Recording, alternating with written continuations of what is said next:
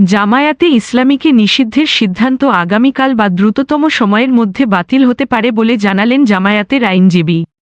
সোমবার supreme court প্রাঙ্গণে এক সংবাদ ব্রিফিংয়ে একথা জানিয়ে আইনজীবী মুহাম্মদ শিশির মুনির আরও বলেন, রাজনৈতিক দল হিসেবে জামায়াতে ইসলামীর বাতিল হওয়া নিবন্ধন ফিরে পেতে সুপ্রিম কোর্টের আপিল বিভাগে খারিজ হওয়া আপিল মামলাটি পুনরুজ্জীবিত করার পদক্ষেপ নেওয়া হবে।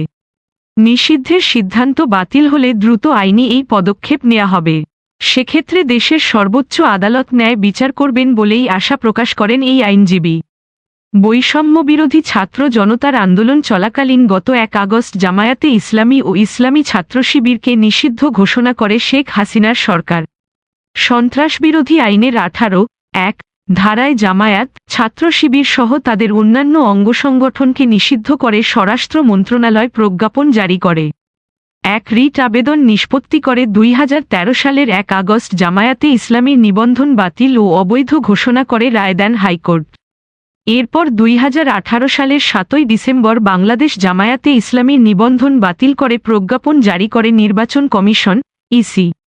পরবর্তীতে হাইকোর্ট রায়ের বিরুদ্ধে আপিল করে জামায়াতে ইসলামী।